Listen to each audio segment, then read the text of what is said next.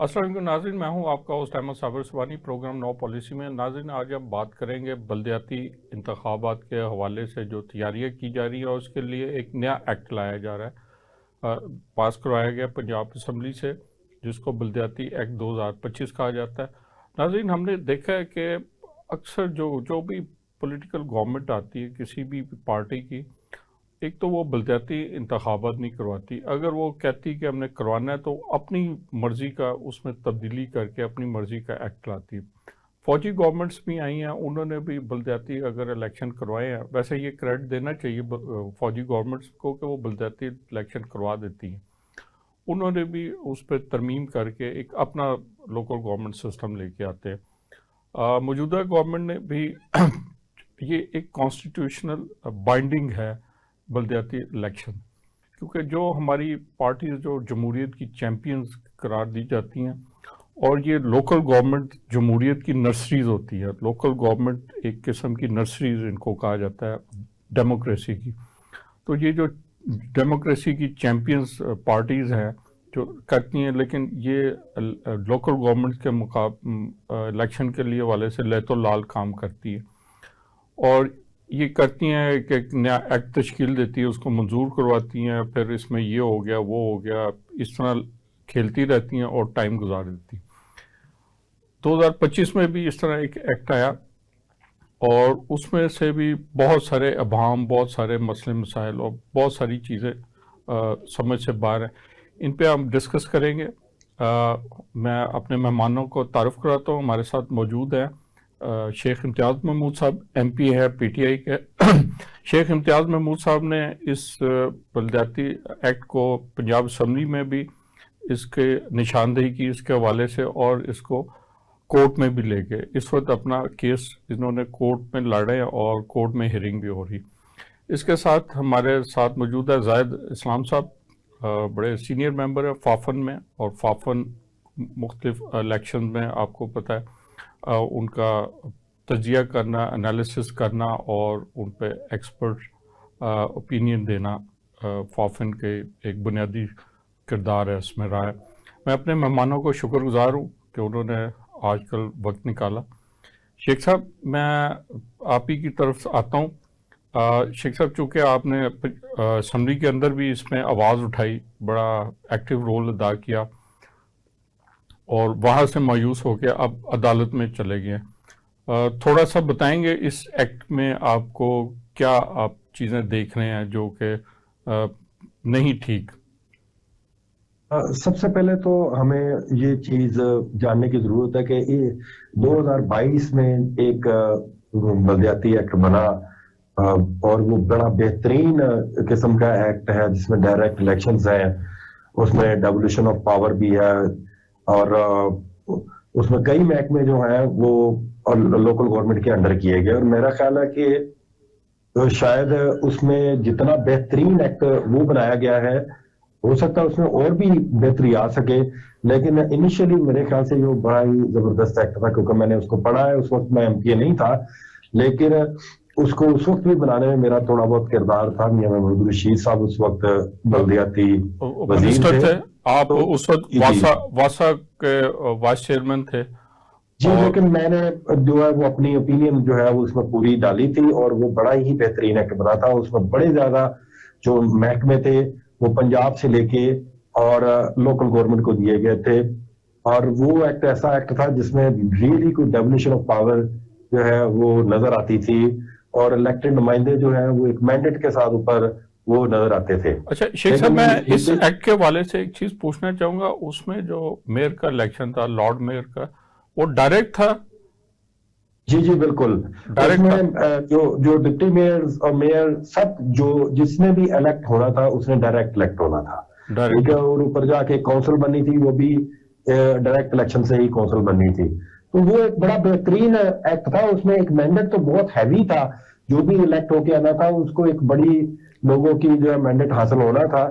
लेकिन ये जो करंट नून लीग की गवर्नमेंट है, उस वक्त मुझे याद है कि चेयरमैन इमरान खान साहब जो है ना वो खुद जो है वो उसकी मीटिंग जो है वो चेयर करते थे, और उनकी पूरी कोशिश थी कि ज्यादा से ज्यादा फाइनेंशियल एडमिनिस्ट्रेटर पावर जो है वो जो नीचे शिफ्ट की जाए, डेवल्यूट की जाए। लेकिन जब तक ये डेवल्यूट नहीं किए जाएंगे, आम आदमी तक उसका फायदा पहुंचना बड़ा मुश्किल है। लेकिन ये गवर्नमेंट जो है, मैंने देखा है कि ये बजाय इसके कि डेवल्यूशन ऑफ पावर की बजाय एवोल्यूशन ऑफ पावर पे यकीन रखती है। मेरी कई मीटिंग्स हुई हैं सेक्रेटरी के साथ, जब भी वो आते थे वो कोई ना कोई महकमा जो है वो बजाय उसके कि कोई डेवल्यूट करना वो ऊपर ले जाते हैं। जैसे मैं आपको बताता हूँ कि वासा एक लाहौर का महकमा था, उसको भी ऊपर ले गए, ये वो अथॉरिटी बना दी पूरे पंजाब की एक अथॉरिटी। जी जी जी, सेफ सिटी अथॉरिटी वो भी लाहौर की थी, उसको भी पंजाब में ले गए। इसी तरह एक बहुत सारी उन्होंने अथॉरिटीज बनाई जो एक कह लें कि ट्रांसपोर्ट कंपनी को भी ऊपर ले गए। जी जी जी। तो मेरे कहने का मतलब है कि ये बिल्कुल पावर नहीं देना चाहते थे। हमारी बड़ी बहस मुबाहिसा भी हुआ इस पे, स्टैंडिंग कमेटी की मीटिंग में भी हुआ। हम ये चाहते थे कि इसमें जो 9 के 9 काउंसलर्स हैं वो पार्टी बेस पे इलेक्ट हों, बल्कि हम तो इससे भी आगे बढ़ के हम ये चाह रहे थे कि जो वुमेन, यूथ, पीजेंट, मिनॉरिटी, ये सारे लोग जो हैं, यानी कि जो रिजर्व सीट्स की बात कर रहे हैं। हाँ जी, रिजर्व सीट। हम ये चाह रहे थे कि रिजर्व सीट भी ना हो, ये भी इलेक्ट हो, क्योंकि हमने देखा कि जब तक कोई भी तबका फिक्र जब तक खुद वोट मांगने ना जाए और हर एक को वही जो है एक्सेस हासिल हो इलेक्शन लेने का, तब तक जो है वो नई नर्सरी डेवलप नहीं होगी।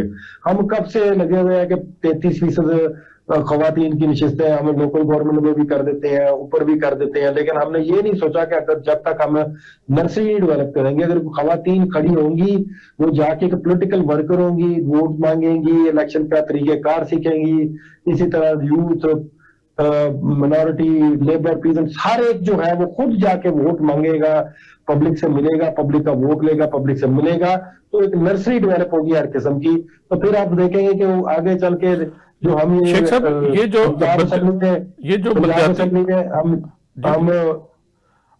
वो आपकी बात ठीक है। ये जो अब मौजूदा एक्ट है, इसमें तो सिर्फ डायरेक्ट इलेक्शन है एक यूसी में 9 काउंसलर्स का। जी जी, ठीक है। वो फिर आगे अपना रिजर्व सीट्स को वो इलेक्ट करेंगे, और नाज़िम और नायब नाज़िम भी, या चेयरमैन नायब वही इलेक्ट करेंगे, वो इनडायरेक्ट हो जाएगा। इस तरह जो आगे जो टाउन मेयर्स हैं या नाज़िम, डिप्टी मेयर हैं या नाज़िम, वो भी इनडायरेक्ट ही होंगे उनके। जी बिल्कुल ऐसे ही है। और दूसरा ये भी आपने पॉइंट आउट किया हुआ है उसमें कि ये जो काउंसिलर इलेक्ट हो जाएंगे, ये फिर किसी डिसिप्लिन में नहीं आएंगे, जो पार्टी डिसिप्लिन इलेक्शन कमीशन का, ये किसी को भी वोट दे सकते हैं। देखिए, हमने इसको चैलेंज किया जब तो जो सेक्रेटरी इस तरफ से एक बंदा आया तो उसने कहा जी कि ये हम पार्टी बेस पे कराएंगे, क्योंकि फिर हमें तो बड़ा खुश हुए, लेकिन जब मैंने इसको गौर से देखा तो 2-3 शिक्के इसमें हैं जो फिर मुतजाद है। आर्टिकल 56 है जिसमें कह रहा है कि वो 30 दिन के अंदर अंदर बंदा जो है इलेक्ट होगा, वो जो है वो ज्वाइन करेगा कोई ना कोई पार्टी। इसका मतलब है वो आजाद इलेक्ट होगा ना। तो उसके अलावा दूसरी चीज जो मुझे इसमें यानी कि वो डायरेक्ट एक पार्टी कैसे खड़ी करेगी, जैसे सिंबल एक है, चाहे वो शेर है, चाहे वो किताब है, चाहे वो बल्ला है, ठीक है। एक अगर 6 बंदों को देगी तो एक इसमें ये भी है कि 1 मैन 1 वोट है। तो अगर एक पार्टी एक बंदा खड़ा कर देगी या 9 को खड़ी कर देगी, तो वो किस तरह वो बंदे जो है 9 के 9 एक पार्टी से इलेक्ट होंगे। तो इसमें बड़ा ही टेक्निकल और बड़ा ही जबरदस्त ये एक इबाम है। और ये इस पे बात करते हैं हम जाहिद इस्लाम साहब को। फाफन आपको पता है किसी तारफ की मोहताज नहीं इदारा, और उसके नेशनल काउंसिल के मेंबर है। जाहिद साहब, आपने शेख इम्तियाज साहब की गुफ्तगू सुनी। इन्होंने जो पॉइंट आउट किया है कि डायरेक्ट 9 काउंसिलर मुंतखब होंगे, और उनको कहा गया, गवर्नमेंट ने कहा कि वो पार्टी बेसिस पे होंगे। उसके बाद कहा गया कि 30 दिन के अंदर वो उनको होगा कि वो ज्वाइन करना। अगर पार्टी बेस पे होंगे तो फिर उनको पूरी इजाज़त होगी कि वो किसी भी चीज़ को ज्वाइन कर सकते। दूसरा वो कहा गया है कि एक तो एक सिंबल में वो कैसे वो कनेक्ट होंगे कि जिसने सबसे ज़्यादा वोट लेने हैं फिर वो कम वोट लेने हैं। तो एक हौच पौच सी चीज़ें नज़र आ रही हैं। देखिए, पहली बात तो ये है कि इस पूरे एक्ट के अंदर जो इश्यूज बुनियादी हैं उनकी तरफ हमने ध्यान नहीं दिया। जी अभी इलेक्शन रूल्स नहीं आए, सिंबल्स की अलॉटमेंट जो है, ये जब इलेक्शन रूल्स आते हैं तब ये मसला तय होता है कि वो एक इलेक्शन पे सिंबल पे इलेक्शन लड़ेंगे या सिंबल कौन कौन से होंगे। अभी इस बात का तयन नहीं है। दूसरी ये बात है कि ये बात 2013 में, अगर आपको याद हो कि 2013 में जो पंजाब के अंदर ये लोकल गवर्नमेंट एक्ट आया था, वो पहले ड्राफ्ट के अंदर उसमें उसको नॉन पार्टी बेस्ड कहा गया था, लिखा गया था, डिस्क्वालिफिकेशन क्लास में डाला गया था। उसको किसी ने चैलेंज किया था और हाई कोर्ट की जजमेंट आ गई थी कि ये फंडामेंटल राइट है पॉलिटिकल जमात का और इंडिविजुअल्स का, जिसको कोई रोक नहीं सकता। तो ये मसला सेटल्ड फॉर एवर है। आप देखें कि ये फैसला इनफील्ड है जी, ये फैसला न सिर्फ लागू है बल्कि पूरे पाकिस्तान में इसका अमल दरामद होता है। इवन इस्लामाबाद कंटोनमेंट बोर्ड्स के अंदर, जहां पर पुराने जमाने में ऐसे ही होता था 79 की पहले, शेख इम्तियाज साहब, जाहिद इस्लाम साहब एक आपको बहुत जबरदस्त नजीर दे रहे हैं आपके केस के सिलसिले में। नहीं, ये हमने साथ लगाई हुई है सारी चीजें। देखिए मेरी, आई एम सॉरी, ये बात सेटल हो गई है। जब हाई कोर्ट में उन्होंने ये स्टेटमेंट दे दी है बेंच के सामने, तो वो रिकॉर्ड में आ गई, ठीक है। और फिर इसी तरीके से इंडिविजुअल का राइट भी है कि वो भी इलेक्शन लड़े, तो आजाद उम्मीदवार भी हो सकता है और पार्टियों के पैनल भी हो सकते हैं। बुनियादी सवाल एक है कि क्या पार्टियां अपने सिंबल के ऊपर इलेक्शन लड़ेंगी, अपने पैनल के, अपने कैंडिडेट्स को? टिकट तो जारी करना आ गया मसला, लेकिन क्या एक सिंबल पे इलेक्शन लड़ेंगे वो 9 की 9 सीट्स के ऊपर, या वो सिंबल अलग होंगे? ये बात सेटल होगी जिस दिन नोटिफिकेशन आएगा इलेक्शन रूल्स का। इलेक्शन रूल्स फ्रेम हो गए हैं, इलेक्शन कमीशन ने उसके ऊपर अपनी राय दे दी है, अब उसकी कैबिनेट ने अप्रूवल दे दी है और अनकरीब अगले हफ्ते 10 दिन के अंदर उसकी नोटिफिकेशन हो जाएगा। फिर ये बात तय होगी कि कैसे एक सिंबल पे आएगा या मल्टीपल सिंबल्स होंगे। एक तो मसला ये हो गया। दूसरी बात ये है कि ये भी अभी मैंने दोबारा इस बात को मैंने देखा गौर से कि ये कानून में जो एक्ट में क्लॉज है 67, वो क्लियरली लिखा हुआ है कि रिटर्न कैंडिडेट, एनी कैंडिडेट जो इलेक्शन जीतता है, वो मे ज्वाइन एनी पॉलिटिकल पार्टी। जब मे होता है तो वो जाहिर है कि वो शुड वाली बात नहीं है कि उसको लाजमी ज्वाइन करना है, वो ना ज्वाइन करे, आजाद रहे। अभी देखे ना कौमी असम्बली में और सूबाई असम्बलियों में ये पीटीआई पार्टी के बेस के ऊपर तो उनको रिकग्निशन नहीं है, लेकिन उसके बावजूद उनकी पार्टियों के लोग इंडिपेंडेंटली मौजूद है ना, तो उसी के ऊपर तो झगड़ा है कि वो इंडिपेंडेंट बड़ा ग्रुप है और उनकी वो सीटें जो है रिजर्व सीट्स उनको अलॉटने की वगैरह वगैरह। मैं इसके ऊपर बहस नहीं कर रहा, पर मैं ये कह रहा हूं कि ये तो इश्यूज सेटल्ड हैं। असल सवाल उसका एक और है। वो सवाल ये है कि ये जो इन्होंने इस तरह की ऑर्गेनाइजेशन की है डेवोल्यूशन के नाम के ऊपर, डेवोल्यूशन के साथ एक मजाक की है। अभी देखें कि लाहौर शहर को इन्होंने लाहौर मेट्रोपॉलिटन खत्म कर दी है। अब मेट्रोपॉलिटन पूरे पंजाब में नहीं होगी, पूरे पंजाब के 9 शहरों में टाउन्स हैं। किसी में लाहौर में सबसे ज्यादा है 9, फिर फैसलाबाद में है 5, फिर इसी तरीके से मुख्तलिफ शहरों में है। ये जो 9 टाउन्स हैं, इनके दरमियान कोई कोऑर्डिनेशन नहीं है। अब लाहौर में 9 टाउन्स होंगे, लेकिन लाहौर शहर में वो 9 टाउन्स कोऑर्डिनेट कैसे करेंगे? ये बेसिक सवाल है। मेरा ख्याल है शेख साहब ने इसको भी चैलेंज तो होगा कोई नहीं। शेख साहब ने इसको चैलेंज किया हुआ कि जो मेयर के इख्तियारात को भी बड़ा कम कर दिया। मैं आपको शेख साहब बता दूं कि आपकी बातें ठीक है, ये सारी चीजें हमने कैंसिल चैलेंज की हुई है। इन्होंने कोऑर्डिनेशन कमेटी भी ऊपर बनाई है जो अदालतों में आपसे ज्यादा कौन जानता है कि अदालतों में कैसे इंसाफ होते हैं या कैसे मामला तय सर होते हैं? ये अदालतों को भी जानते हैं होती ना तो स्टे जारी कर देती। सर, अदालतों को भी इस जानते केस हैं पे और स्टे इलेक्शन जारी कमीशन को, इलेक्शन कमीशन को भी जानते हैं। कर सकते हैं ना। आप जो कर सकते थे वो आपने कर लिया, तो आपके लिए तो सल्यूट है कि आपने उसको चैलेंज किया। जमात इस्लामी ने भी चैलेंज किया हुआ है, ठीक है, एक और क्रिश्चियन ऑर्गेनाइजेशन है उन्होंने भी चैलेंज किया हुआ है, तो वो तो उसकी हियरिंग हो रही है। पर आई एम क्वाइट श्योर कि ये आप इसके ऊपर करते जाएंगे। उधर देखें, डिमार्केशन हो गई है, अब उसके बाद डिलिमिटेशन शुरू हो जाएगी, फिर उसके बाद इलेक्शन रूल्स आ जाएंगे, फिर इलेक्शन शेड्यूल आ जाएगा। गो के ये पूरा साल निकाल देंगे, क्योंकि ये लीगली प्रोसीजरल ये 8, 9, 10 महीने का काम है, और फिर दरमियान में गर्मियां आ जाएंगी। तो ये बात तो ठीक है, मैं इसके ऊपर नहीं कह रहा, मैं कह रहा हूं कि मेलाफाइड इंटेंशन है गवर्नमेंट की कुकिंग पार्टी बनाने के लिए। उन्होंने ये सारा कुछ जिस तरह का सिस्टम बनाया है, इस सिस्टम का नतीजा क्या निकलेगा जी, कि वो डेमोक्रेसी है, आपने बिल्कुल थोड़ा सा असर होगा। दरिया को देखे ना आप जाहिर साहब, आपने बिल्कुल जी दरिया को कूजे में बंद किया कि किंग्स पार्टी बनाने का ये सारा एक सिस्टम नजर आ रहा है बज़ाहिर। जी, एक इंटेंशन, चले हम फाइनल वर्ड नहीं करते, एक इंटेंशंस की बात कर लेते हैं। नाज़रीन, यह वक्त हुआ है एक शॉर्ट ब्रेक का, हम वापस आते हैं एक शॉर्ट ब्रेक के बाद। वेलकम बैक नाज़रीन। वक्फे के दौरान हमें ज्वाइन किया राजा महबूब साबिर साहब ने, बड़े सीनियर सहाफ़ी हैं। राजा साहब, आपको खुशामदीद कहते हैं। यहाँ पे हम गुफ्तगू कर रहे थे लोकल बल्दियाती एक्ट 2025।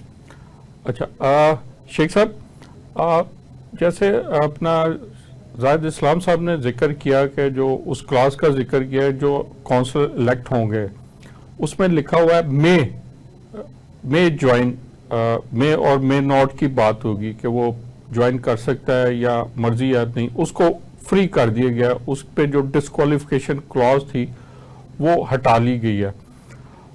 दूसरा, जाहिद इस्लाम साहब ने कहा है कि इसके जो अभी इलेक्शन रूल्स आएंगे तो फिर ये जो सिंबल्स वाला ये चीज़ें तय होंगी, सेटल होंगी। अभी ये इलेक्शन कमीशन का काम है, वो करके देगा। लेकिन जो अहम बात है, ये जो उसको डिस्क्वालिफिकेशन क्लॉज से आज़ाद कर लिया गया, यानी कि वो फ्रीली कोई पार्टी ज्वाइन कर सकता है। तो ये जो पार्टी एक्ट है, जो डेमोक्रेसी, ये उससे कॉन्ट्राडिक्ट नहीं है। उसकी जो बेसिक डेमोक्रेसी राइट से एक हॉर्स ट्रेडिंग का रास्ता खुल रहा है, और जैसे उन्होंने कहा था किंग्स पार्टी बनने का बुनियादी सबब बन सकता है।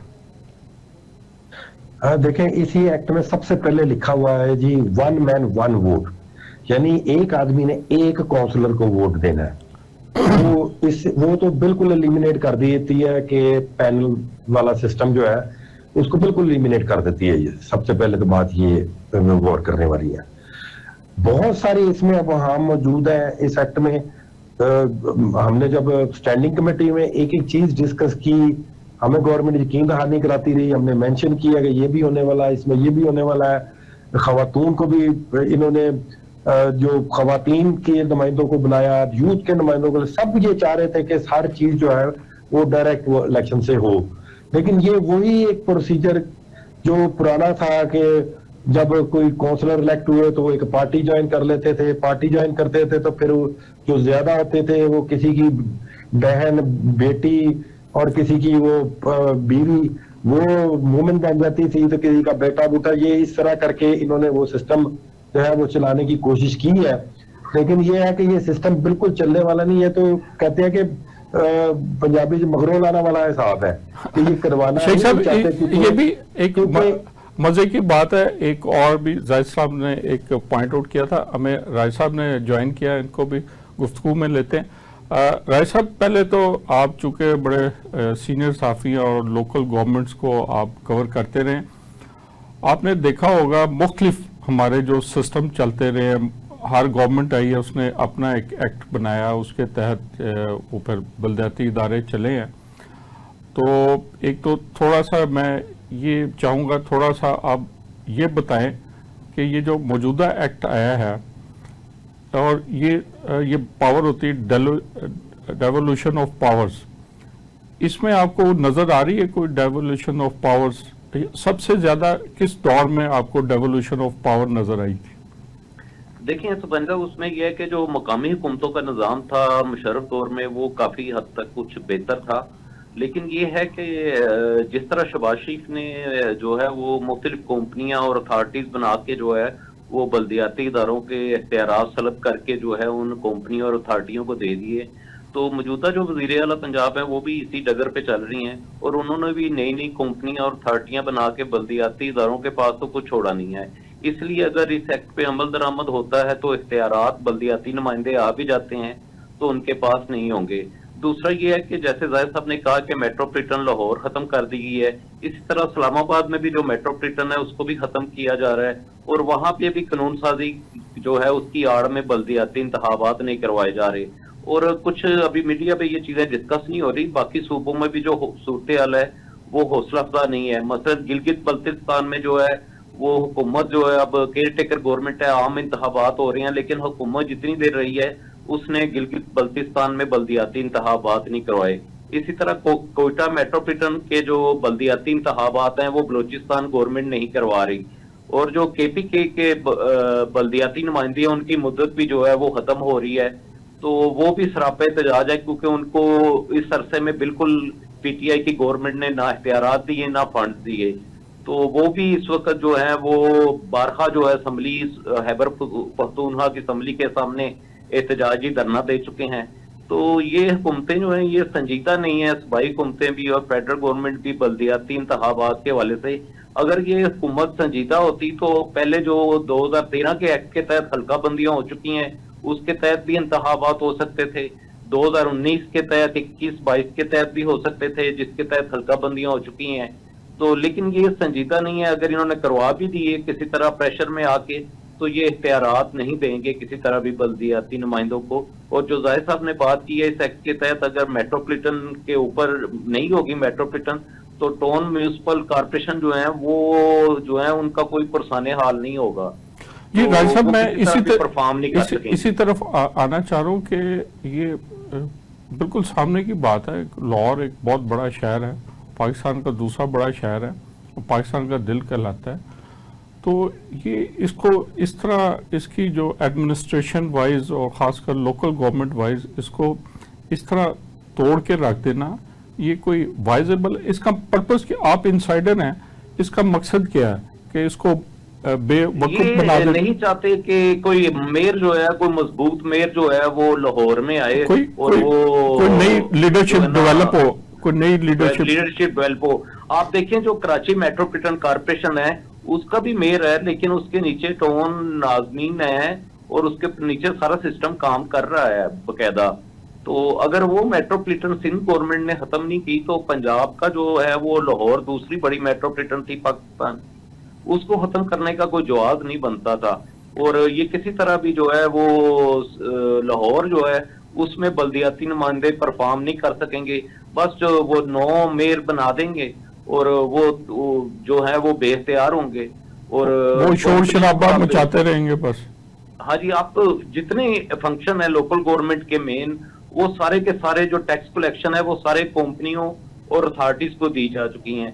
जो थोड़ी बहुत रह गए इख्तियारात वो इस गवर्नमेंट पंजाब गवर्नमेंट ने जो है वो नई नई कंपनियां बना दी हैं, वो बहुत सारी एनफोर्समेंट के वाले से भी टैक्सेशन के वाले से भी फाइनेंशियल इंडिपेंडेंस भी नहीं उनको। फाइनेंशियल, मैं आपको एक बात बड़ी अहम बताना चाहूंगा कि लोकल गवर्नमेंट का जो इन्हिसार है वो सिर्फ सूबाई हुकूमत की जो ग्रांट है या फंड है उन पे ही होगा, जिसमें PFC कहते हैं और UIP टैक्स शेयर है जिससे सिर्फ तनख्वाहें अदा की जा सकती हैं। डेवलपमेंट जो ग्रांट है उनकी वो जब से मकामी हुकूमतें खत्म हुई हैं मुशर्रफ दौर में जो बनाई गई थी वो 2017 से जो है वो उनकी जो PFC डेवलपमेंट शेयर है वो बल्दियाती इदारों का बंद है पंजाब में, जिसकी वजह से वो अपना ADP जो है कोई भी बल्दियाती इदारा बनाने के काबिल नहीं रहा है। ये बड़ी अहम बात की है जाहिद साहब, आपने राजा साहब की गुफ्तगू सुनी, इनके नज़दीक ये जो उन्होंने ये बेड़ा गर्क किया है मेट्रोपॉलिटन कॉर्पोरेशन का,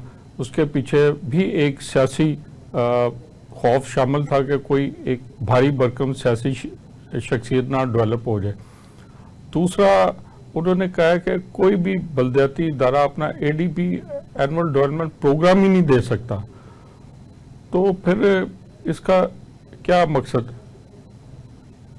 जाहिद साहब, जिला काउंसिलें भी खत्म कर दी। अब किसी जिला में, पूरे पंजाब में किसी जिला के अंदर तहसील काउंसिलें होंगी, जिला काउंसिलें नहीं होंगी। ये जिला काउंसिलें बलूचिस्तान में भी हैं और ये सिंध में भी हैं, खैबर पख्तूनख्वा में भी नहीं है और पंजाब में भी खत्म कर दी। अब जिस तरीके से शहरी म्यूनिसिपल, अब देखें ना, लाहौर शहर में 433 यूनियन काउंसिलें हैं।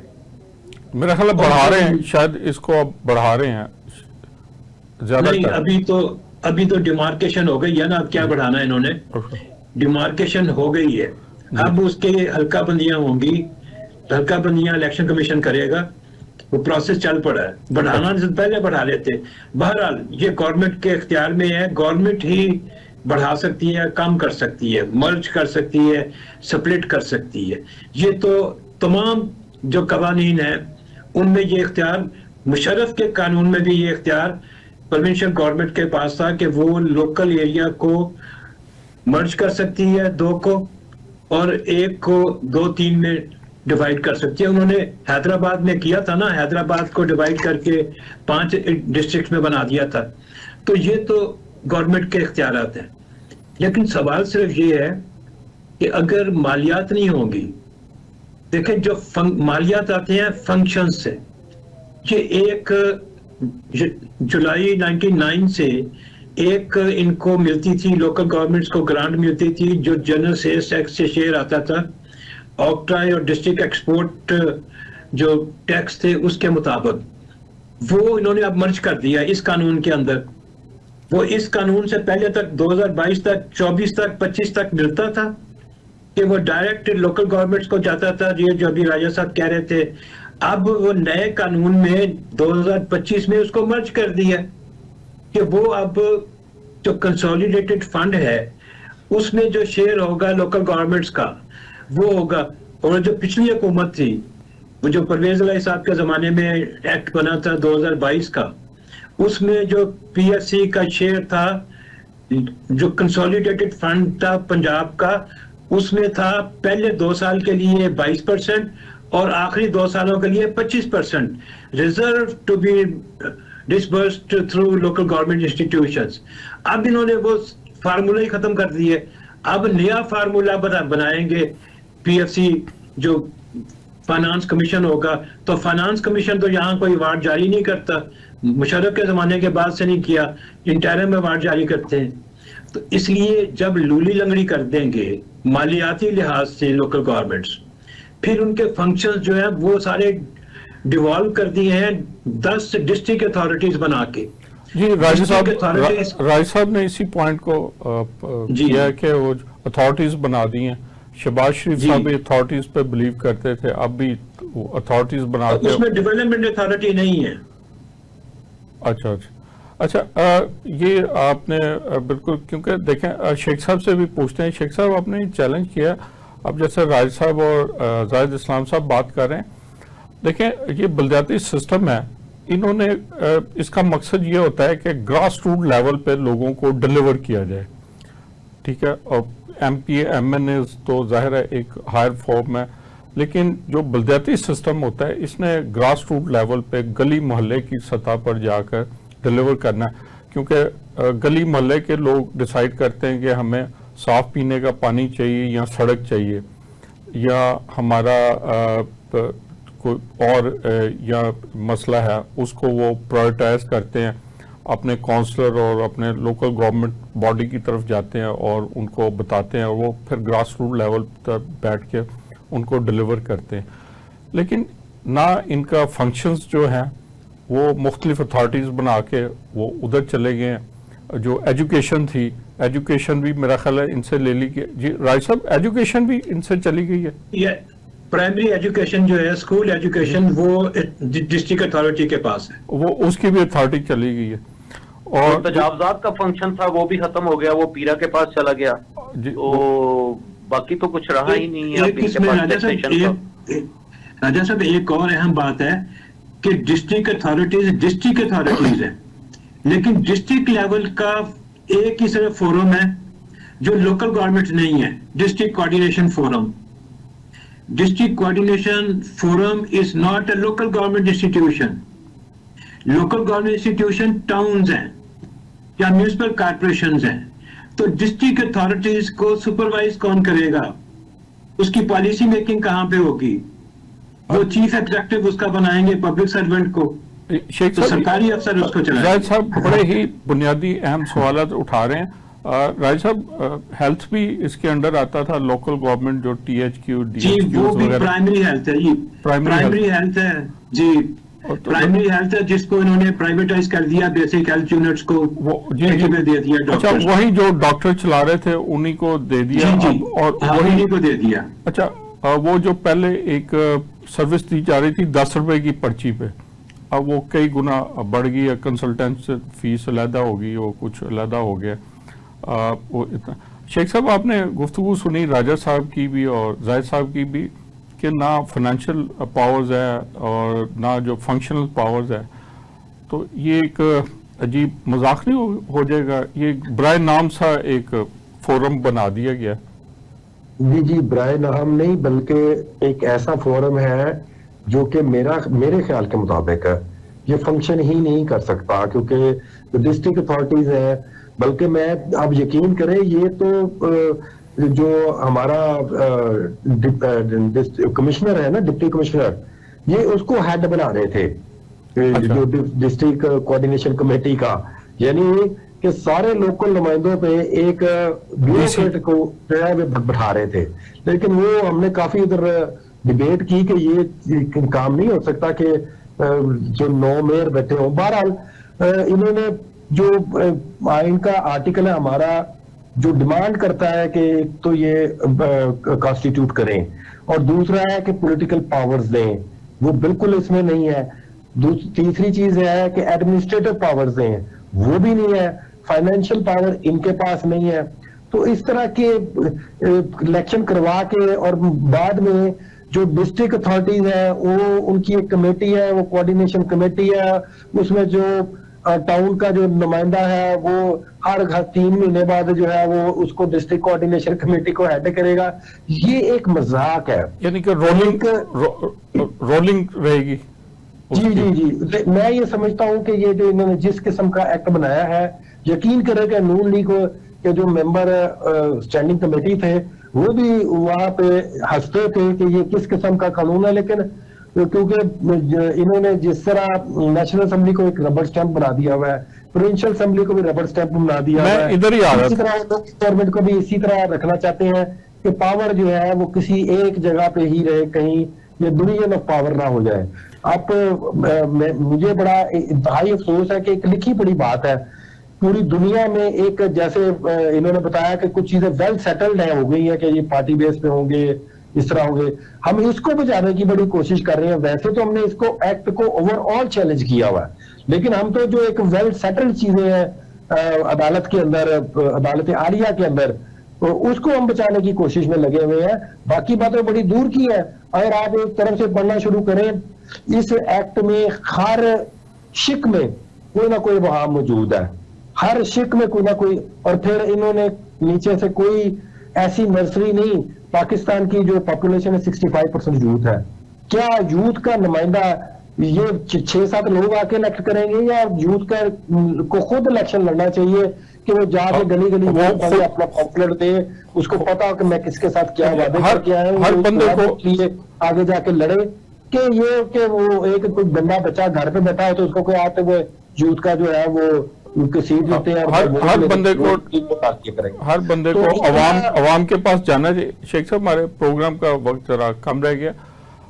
राज साहब, आपने ये गुफ्तगू सुनी और आपने देखा कि ये जो आप तो खैर पंजाब असेंबली भी जाते हैं कि जैसे शेख साहब कह रहे हैं पंजाब असेंबली के पास भी पावर नहीं है, अब इस असेंबली के पास भी पावर नहीं है। तो अच्छा, आपने देखा कि जो पिछली गवर्नमेंट थी PTI, अगर उन्होंने एक अच्छा एक्ट बनाया था लेकिन इलेक्शन उसने भी नहीं करवाए बल्दियाती, ठीक है, तो अब ये जो इस टाइप का एक्ट बनाकर क्या ये गवर्नमेंट सीरियस नहीं होती बल्दियाती इलेक्शन करवाने में? इस वजह से इस इसमें- किस्म, क्योंकि अब जो पीटीआई गवर्नमेंट थी वो डायरेक्ट इलेक्शन करवाना चाह रही थी, लेकिन करवाए उन्होंने भी नहीं। जी, उसमें यह है कि क्योंकि जो बल्दियाती नुमाइंदे जिन्हें गैर फाल किया गया था, उनका मुतालबा ये था कि किसी तरह उनको जो है वो मजीद मुद्दत दी जाए, लेकिन उस पर जो है वो पीटीआई की गवर्नमेंट जो है वो रजामंद नहीं हुई और फिर सुप्रीम कोर्ट में मुख्तर अरसे के लिए उन्हें बहाल किया, वो भी उनका टेन्योर खत्म हो गया। लेकिन उसके बाद आपकी बात ठीक है कि पीटीआई ने भी वो संजीदा कोशिशें नहीं की बल्दियाती इंतखाबात की, और कानून साजी की आड़ में जो है वो बल्दियाती इंतखाबात पंजाब में जो है वो तहीर का शिकार होते हैं। और सबसे बड़ी बात है कि इलेक्शन कमीशन जो है वो संजीदा नहीं, पंजाब गवर्नमेंट को संजीदा करना कोई मसला नहीं है, लेकिन इलेक्शन कमीशन कुछ देर के लिए जो है वो थोड़ा सा एक आध मीटिंग लेता है और सेक्रेटरी लोकल गवर्नमेंट को बुलाता है, स्पेशल सेक्रेटरी लोकल गवर्नमेंट चले जाते हैं पंजाब के, वो थोड़ा सा रोब वो दबदबा दिखा के उसके बाद फिर खामोशी तारी हो जाती है। और 3 दफा तो इलेक्शन कमीशन पंजाब की हल्का बंदियां कर चुका है, अगर करवाने हो बल्दियाती इंतखाबात तो कोई मसला नहीं है, लेकिन ये मामला अदालत से ही हल होगा। इलेक्शन कमीशन की तरफ से कोई जो है तो जो है वो रखना जो है वो राज साहब, मेरा नहीं हमने ख्याल कि कोई तो दुश्मन है। पहले देखा है कि अदालत ने इलेक्शंस का कौमी इलेक्शन का, सूबाई इलेक्शन का, वो भी अपनी जामा नहीं पहनाया जा सका।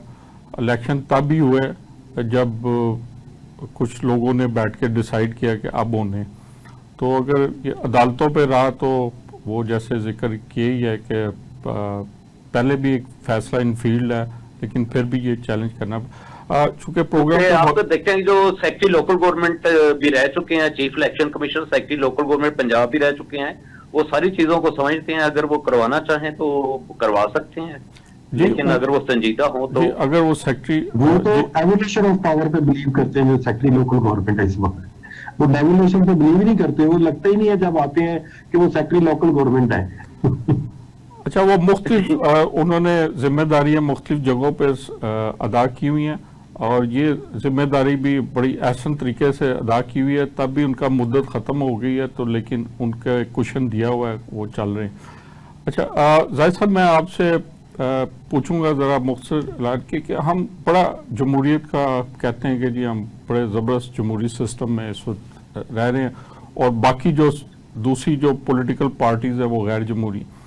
हमने देखा लंदन का मेयर, अभी हालिया हमने इलेक्शन देखा न्यूयॉर्क का एक यंग इमिग्रेंट था, लोकल अमेरिकन इमिग्रेंट था, मुस्लिम, 34 साल का लड़का, और वो सबसे बड़े जो दुनिया का फाइनेंशियल हब है उसका इलेक्शन जीत गया।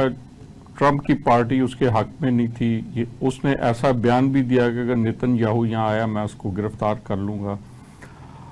तो क्या हमारी जो बल्दियाती सिस्टम है इस किस्म की नई लीडरशिप नहीं डेवलप कर सकता, जैसे अभी आपने न्यूयॉर्क के इलेक्शन में देखा कैसी ज़बरदस्त लीडरशिप निकल के आती हैं, अगर रियल, और वो कितना पावरफुल वो होता है मेयर।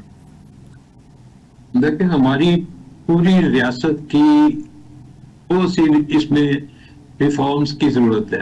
नाज़रीन, वो अब हम अपने प्रोग्राम को ख़त्म करते हैं। आज की गुफ्तगू सुनी, और आज की गुफ्तगू से हमने यही अंदाज़ा लगाया कि मुख्तलिफ गवर्नमेंट एक्ट बनाकर उसमें ऐसे चीज़ें रख देती हैं कि वो फिर बहाम रह जाते हैं, और फिर वो उसको खेलती रहती हैं ताकि टाइम गुजारा जाए और ये इलेक्शन ना हो सके। अगर इलेक्शन हो भी जाए तो बल्दियाती इदारों से उनके इख्तियारात और जो फाइनेंशियल पावर्स हैं वो इतनी लिमिटेड कर दी जाए कि वो अगर आ भी जाए तो वो एक नई लीडरशिप ना दे सके। अच्छा, इस दफ़ा जो एक्ट आया है उसमें एक बड़ी मज़े की जो बात हुई है कि आपकी मेट्रोपॉलिटन ही ख़त्म कर दी गई है, यानी कि लाहौर जैसे बड़ा शहर मेट्रोपॉलिटन उसको ख़त्म कर दिया गया, 9 टाउन्स में रखा गया, और उसकी जो एक कोऑर्डिनेशन कमेटी है वो भी एक हौच पौच ही है, उसका भी कोई सर पैर समझ नहीं आ रहा। ये क्या सिस्टम होगा, कैसे लेके चलेगा, ये अल्लाह ही हाफ़िज़ है। इसके साथ ही इजाज़त दीजिए, खुदा हाफ़िज़।